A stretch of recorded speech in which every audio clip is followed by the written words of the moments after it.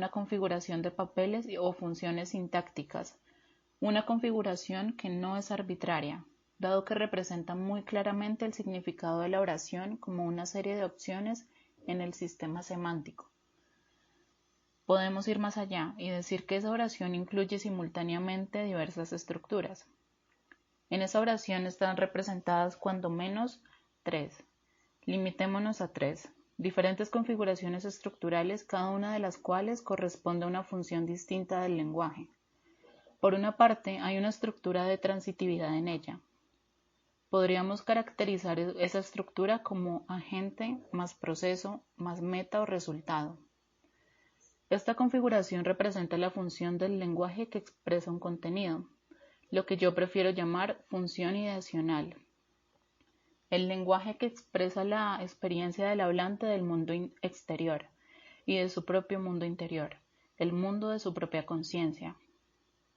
Pero, por otra parte, esa cláusula también tiene estructura en el sentido modal, lo que representa eso que yo llamaría función interpersonal del lenguaje. El lenguaje como expresión de relaciones entre participantes en una situación y la propia intrusión del hablante en ella. Así, la cláusula consiste simultáneamente de un elemento modal más un elemento residual. El elemento modal expresa el papel particular que el hablante ha querido adoptar en la situación y el papel o las opciones de papeles que ha decidido asignar al oyente. Al propio tiempo, la cláusula tiene una tercera configuración estructural, el término de un tema o un rema, que es su estructura como mensaje en relación con el proceso de comunicación total, la que expresa su importancia operativa, si usted quiere. Lo que quiero señalar es esto. Las tres configuraciones estructurales, y estaría yo dispuesto a agregar una o dos más, son igualmente semánticas. Todas son representaciones del significado de esa cláusula o lo tocante a sus diferentes funciones. Las funciones a las que he llamado ideacional, interpersonal y textual. Así, la estructura no es arbitraria, en ninguno de los casos, eslabonando con lo que decíamos antes. ¿No es acaso que usted utiliza una definición extrínseca de función? También hay otra definición en el sentido heunsleviano en que función no es sino relación intersistemática. Su definición es una definición extrínseca de función. Sí, en el primer sentido, defino función extrínsecamente. No utilizo el término en su sentido heunsleviano técnico, pero creo que existe un nexo importante entre ese sentido extrínseco y el segundo sentido a que me acabo de referir. Función utilizado en la designación de funciones gramaticales distintas de las clases o las categorías gramaticales.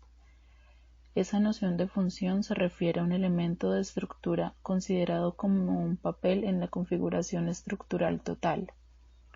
Existe una relación entre ese significado de función y el sentido extrínseco que yo utilizo del término. En el sentido de papeles, las funciones gramaticales son derivables de las funciones extrínsecas del lenguaje. La categoría de función es muy clásica en la teoría lingüística y ha sido utilizada desde tiempos de Saussure y Hentzler.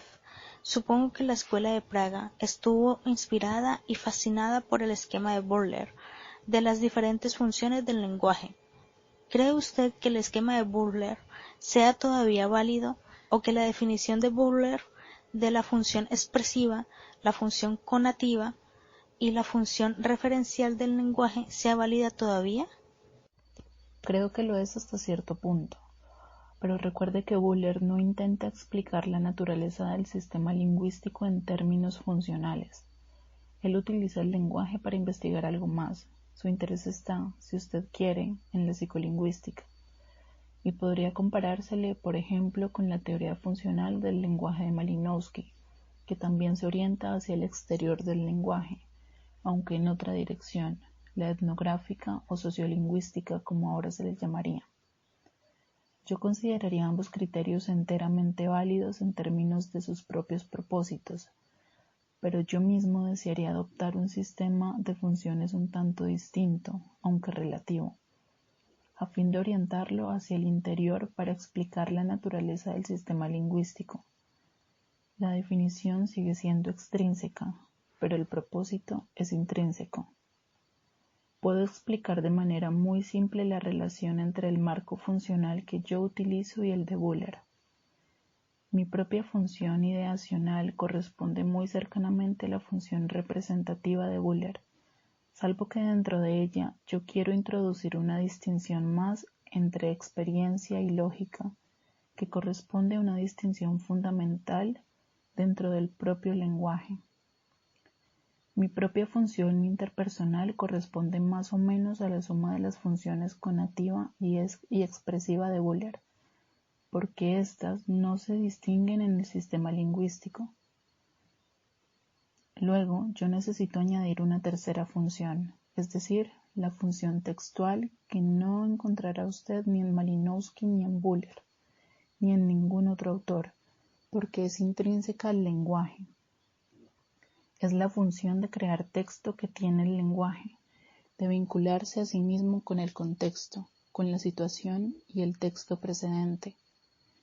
Así tenemos la función observador, la función intruso y la función pertinencia, para utilizar el marco terminológico que a veces me resulta útil como explicación. Para mí, la importancia del sistema funcional de ese tipo radica en que puede utilizarse para explicar la naturaleza del lenguaje, porque se encuentra que, en realidad, el lenguaje está estructurado de acuerdo con esas tres dimensiones. Así, el sistema es como si fuera extrínseco e intrínseco al mismo tiempo. Está concebido para explicar la naturaleza interna del lenguaje, a modo de vincularlo con su entorno exterior. ¿Podría usted dar una breve explicación de lo que entiende por función lógica y función experimental del lenguaje? Dentro de la función ideacional, el sistema léxico-gramatical incluye una clara distinción entre un componente experiencial y un componente lógico en términos de los tipos de estructura mediante los que estos se realizan. La función experiencial, como su nombre lo indica, es la función de contenido del lenguaje. Es el lenguaje como expresión de los procesos y de los fenómenos del mundo exterior, incluso el mundo de la propia conciencia del hablante, el mundo de los pensamientos, de los sentimientos y así sucesivamente. En el sistema lingüístico, el componente lógico se distingue por el hecho de ser expresado mediante estructuras recursivas, en tanto que todas las demás funciones se expresan mediante estructuras no recursivas, es decir, el componente lógico es aquel que se representa en el sistema lingüístico en forma de parataxis e hipotaxis, incluso mediante relaciones como la coordinación, la aposición, la condición y el discurso indirecto. Estas son las relaciones que constituyen la lógica del lenguaje natural. Incluyen a aquellas que derivan de la naturaleza del propio lenguaje. Obviamente, el discurso reseñado constituye un ejemplo, siendo el otro la aposición, la relación, es decir. Creo que es necesario distinguir lo lógico de lo experiencial, en parte porque los significados lógicos son claramente distintos en su realización, por tener exclusivamente ese modo recursivo lineal de expresión, y en parte porque se puede demostrar que el elemento lógico en el sistema lingüístico, aun siendo de origen ideacional, en tanto que deriva de la experiencia del hablante con el mundo exterior, una vez que se constituye en lenguaje se hace neutro con respecto a las demás funciones, de modo que todas las estructuras, sea cual fuere su origen funcional, pueden haber constituido en ellas estructuras internas de una naturaleza lógica. ¿Es idéntica la función ideacional a la función referencial del lenguaje? Bueno, me parece que incluye la función referencial, pero que es más general. Depende de la amplitud con que se utilice el término referencial. Ciertamente es más general que la definición estricta de función referencial, pero podría considerarse equivalente a la referencial en el sentido en que Imes utiliza el término. siempre que se señale que tiene dos subcomponentes, el experiencial y el lógico. No estoy muy seguro de dónde sitúa Imes el elemento lógico en el sistema lingüístico. Imes establece una distinción básica entre referencial y socioexpresivo, tal como yo lo entiendo.